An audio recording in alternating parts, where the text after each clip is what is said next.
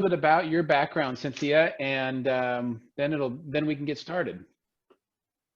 Okay, I'm Cynthia Tweedell, and I've been in institutional effectiveness for about 20 years. How about that? Before that, I was a sociology professor for about 25 years. So I'm a sociologist. I'm interested in all kinds of research on college students. That's my passion. And I am currently with Ohio Christian University as their assistant vice president for institutional effectiveness. Excellent, excellent. Okay, and why don't you go ahead and start your presentation? All right, and yeah, I'm interested in, my passion is college students. So, have you heard these, huh? Online students do not fully interact with the college. Did we just hear that a couple hours ago? Online students do not enjoy their experience as much as traditional students. Online education can't impact spiritual development. Yeah, you know, this dovetails on what we heard from the panelists a little while ago, because yeah, there's an awful lot of institutions that insist that online is inferior, that we can't really do online what we always do face to face, that it just changes everything. And well, as we said throughout the day today, online education is here to stay, and we have to see some of the positives about it. And I wanted to talk today about some of the positives about it. Look at some of these, and you know, what I do for a living is I take myths and I get to the reality. I get the facts. So let's get to the facts. And yeah, in social science, it's a little loosey-goosey, you know, I mean, sometimes it's open to the interpretation, but I've done some research that I thought I would share with you because I got really excited about this research.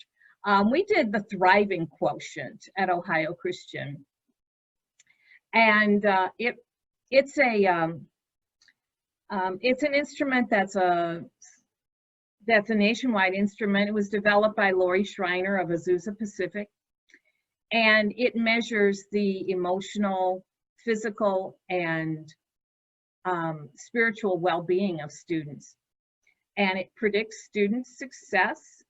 And what was interesting about this, that would particularly interested me, is there are independent surveys for traditional students and adult students and graduate students as well. Although I don't think they've gotten enough of a database for the graduate students. They're still working on that one. But I saw this as an opportunity to let's compare the outcomes of the adults with the traditional. So what we did at Ohio Christian, we did this 2 years ago, and we're going to do it again this fall. We surveyed 126 of our traditional students and 275 students in the College of Adult and Graduate Studies. And at that time, 3/4 of the students in the College of Adult and Graduate Studies were online students. So we can kind of say not all of these students that were online students, but most of them were, almost all of them were. So this is an excellent opportunity to really get at the outcomes for trad students versus adult students, online students. And this is an opportunity to get past just the academic outcomes, because we've done a lot of work on academic outcomes. Over and over again, we come up with the academic outcomes tend to be pretty similar between online and face-to-face. But this was an opportunity for us to take a look at the spiritual, the emotional development of the students. And so look at this. Look, these are, I was so excited when I saw the results. Look at this, folks. We have First question, I really enjoy being a student here. Online students, 95% of the online students enjoy being a student. Only 83% of the traditional students. That's interesting, isn't it? The next question, if I had to do it over again, I would choose a different college. Only 21% of the online students said yes, and 46% of the traditional students said yes. And the third question, I'm good at juggling all the demands of my life. Now this, when we're talking adult students, they have a juggling act, right? They have a lot of stuff going on. 89% said they felt pretty good about the way they were juggling all the demands of their life. Among the traditional students, 84%. So I was particularly, so this notion that online students don't really enjoy, no, not really. Here's some more data that I got. The question, I feel like I belong here. And this is what, we're always saying online students, they're just sort of fringe students. They don't really, interact fully. They're not really part of the university experience. Well, 93% of the online students feel like they belong here. And 84% of the traditional students feel like they belong here. And how about a question about community here? Because, that's always the issue. Oh, we didn't, online, residential campus, we have this wonderful community, la-di-da-di-da. Well, hey, guess what? We also have community online. 83% said that they felt there was a strong sense of community among the students in their program. That was amazing to me. Isn't that? That's amazing to me. Among the traditional students, 77% said there's a strong sense of community. That third question, I often feel lonely because I have few close friends with whom I can share my concerns. 30% of online students feel lonely. 52% of the traditional students feel lonely. Oh, that's a little disturbing, but we're not going to go into that too much. I mean, we could do a whole presentation about the current traditional college students and the disconnect they feel with a lot of things, but that's not what this is about. I just wanted to highlight the fact that our online students really do feel connected. About 10 years ago, when I was with Indiana Wesleyan, I did a very interesting study looking at the National Survey of Student Engagement, and I compared our traditional students with online students, well, with the adult students on the National Survey of Student Engagement, and I found no difference. I found that the adult students were just as engaged in their educational endeavors as the traditional students. It's just that they're engaged differently. The online students are very engaged in their academic. The traditional students are rather engaged in what goes on outside the classroom, in their non-academic work.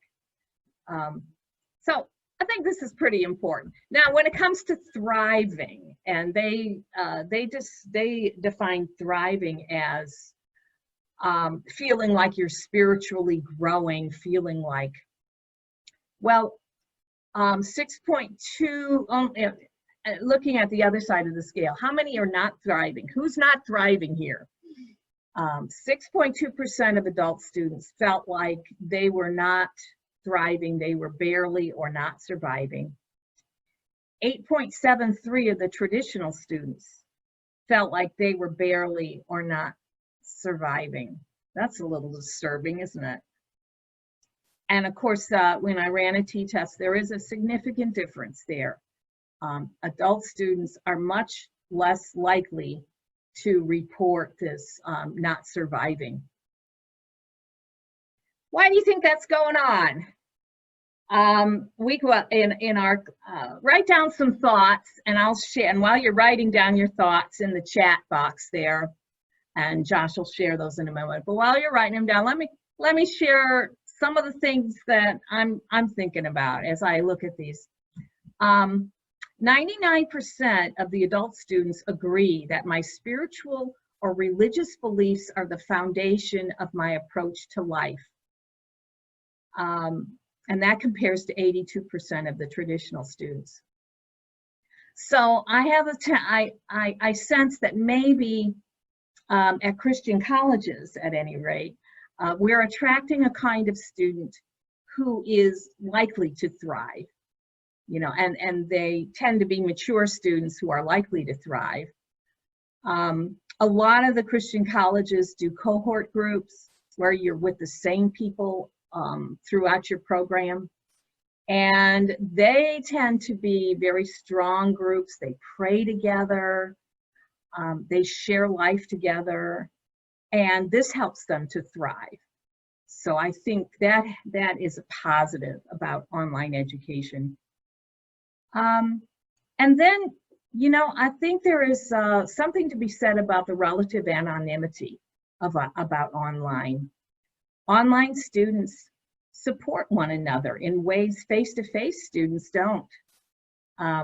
When you're online, you can say things, and I remember that, you know, I remember this was first brought to my attention, I think, by Kevin Jones way back, you know, 15 years ago or something. That online students were saying things that they would never say to people face-to-face, and I guess that's true. And I remember Josh Fisher did a presentation one time, maybe 10 years ago, where he talked about online communities and how it was really possible to have online community. And so these are some things that kind of blow away the myths of online.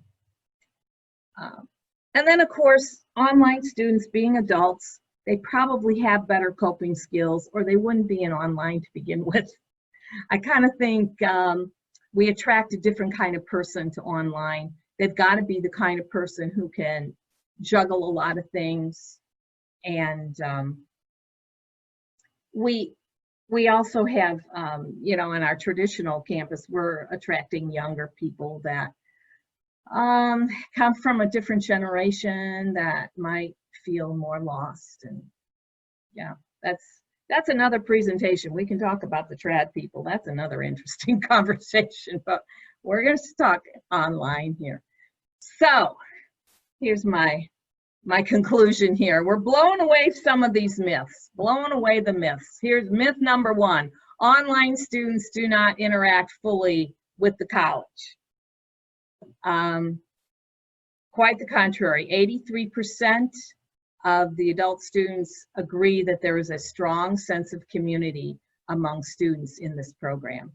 So they do feel a sense of interacting, maybe just with their cohort group. Maybe they don't interact with everybody, you know, they don't go to the basketball games, they're not the cheerleaders, you know, but they are interacting in some way. It's different. It's different. That's what I say. Online students, here's myth number two: online students do not enjoy their experience as much as traditional students. That's a myth. 95% said, I really enjoy being a student here. This compares to 83% among traditional students. So online students appreciate and enjoy what's going on. Myth number three: online education can't impact spiritual development. Myth, because we found that online students tend to perceive a great impact from their education. When we looked at spiritual development of our online students versus our traditional students, and we said, what was the source of that spiritual development? We found that the online students often cited that it was someone from the university, a fellow student or a faculty member, strongly impacted their own spiritual development. It really is happening. And that's a very exciting situation. Well, what are some of your ideas about all of this? I've busted some of the myths. What are some of your reactions?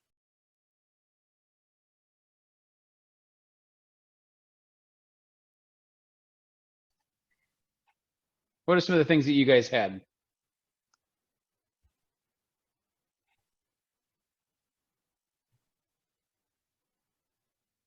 Opinions among online and traditional education are clearly different. Why do you think students deeply value, what do you think students typically, or students deeply value from online education? Well, I have found one of the biggest advantages is just the opportunity. For sure. Yeah, that's been a situation for a lot of times, and I'm beginning to think with more and more competition in online, that it's got to be more than just the opportunity. But traditionally, you know, through my research in the past 20 years, it's always been about, I could have never done this if it wasn't online. Right. You know? Yeah. But I think, as someone mentioned earlier today, we're getting to the point where we need to get into a higher level. I think it was Janet George said we need to raise the level of online education, because everybody's kind of doing the same thing and the competition's getting fierce. We need to do a little bit more than just give people an opportunity. It needs to be at a little higher level. Mm. But I think it has a lot of possibility. We need to get out of that traditional mindset of being the sage on the stage. Right. You know, people are still hanging on to that. Timmy says data wins the day, and many of these myths are deeply held, and this kind of data helps faculty across the academy see it a different way. Yeah. Yes. Yeah. And Tim, it's been my experience, probably yours too. No matter how much data you throw at people, they're going to believe what they want to believe. You know, they're going to find a way to discount your data. Story of my life.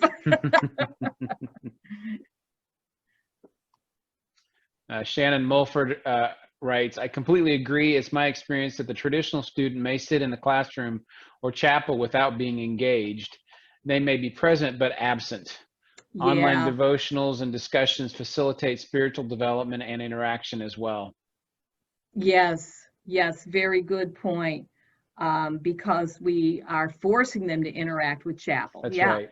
Yeah. Traditional student, they come, sit in chapel, and leave, and never responsible to respond to what happened at chapel. In Right. fact, if you ask them, what'd you think of chapel today? They'll be like, That's right. Josh Black writes, one of my coworkers here at the university completed her degree online as a grandmother.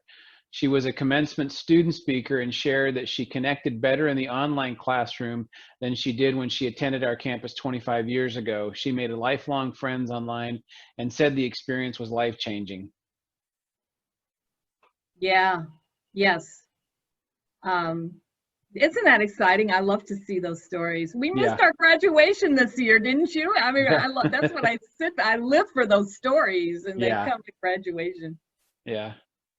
A young man named B. Sample, who we both know, Bradford Sample, says part of the sensibility that traditional students are more engaged is because of the youth and relative inexperience of that age group, and so they interpret part of growing up to being at a place in time.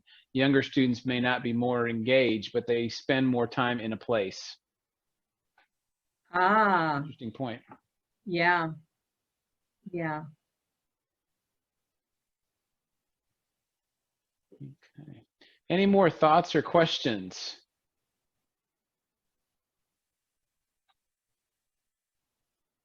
I really enjoy connecting with so many of you again. that I know. Yeah, you know you're getting old when you know everybody. Right. You know, seems like we're getting lots of older people, or lots of people that are getting old, right? That we know lots of people. Yeah, we know lots of people. Well, it's great to have this opportunity. Well, and Cynthia, thank you so much for your time today. This was a great presentation. Appreciate it. And for everyone that is listening, if you have questions, certainly feel free to give Cynthia, give me a shout, and we'll get those questions to Cynthia. All right, thank you.